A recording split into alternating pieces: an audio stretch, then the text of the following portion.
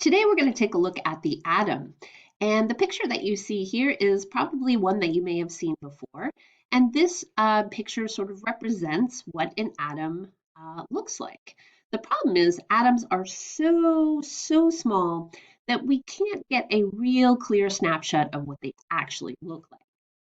But before we go any further, we need to talk about what an atom is.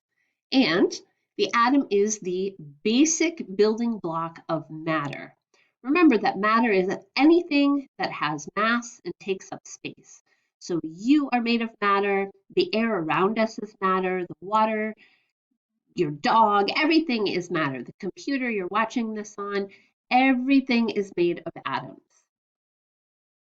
So let's talk about what's inside the atom. We're going to start by looking at right here the fact that we have a nucleus. Okay, so you have nucleuses in your cells, but the nucleus of the atom is a very tightly packed area that contains two particles, one called protons, which are represented here in red with the plus sign, and one called neutrons, which are represented here in blue and don't have a symbol in there.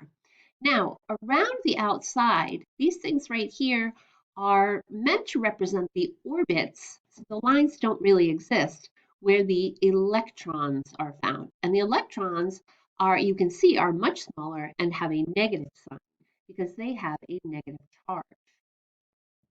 So let's take a closer look just at the nucleus. The nucleus is this area right here. This is, once again, this purple center. Nucleus means center, and it is tightly packed with those protons and neutrons. And we say that this is held together with what we call a strong nuclear force, nuclear for nucleus.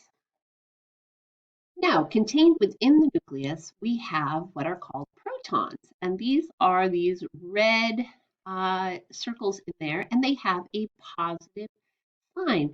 That means that they have a positive, positive charge. And I like to think of, protons as being happy little guys. Protons equals positive. Now, the other interesting thing about protons is the number of protons that are contained over here in the nucleus tells us what type of atom that we have.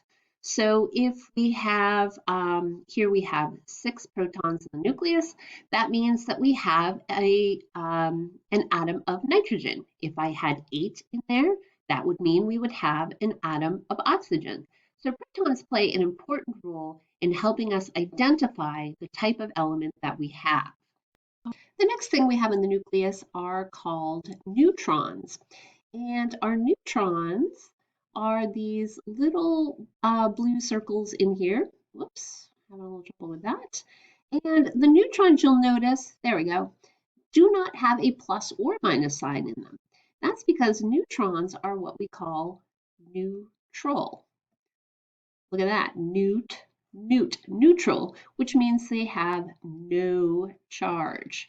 So my smiley face guy would probably look like this, right? 0 charge. So neutrons, typically if we have 6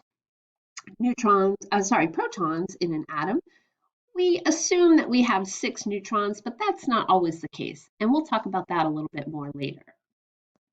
Okay, and the last thing we're going to talk about today are the electrons, which are these little guys that are orbiting around the nucleus of the atom. So these lines, once again, don't really exist, but they represent an orbital line where the electrons go around the nucleus. Now, and electrons have a negative charge, which is right, a minus sign. So I think our guy is going to be kind of, right? So electrons equal a negative charge and they are outside of the nucleus. All right, so a very quick recap here. We have the nucleus in the center, which is filled with positive protons. Here's our positive guy, with neutral neutrons, right? Here's our guy over here, no charge there. And around the outside of the nucleus, we have these negative charges. Electrons have a negative charge, and they are not contained within the nucleus. So there you have it, basic structure of the atom.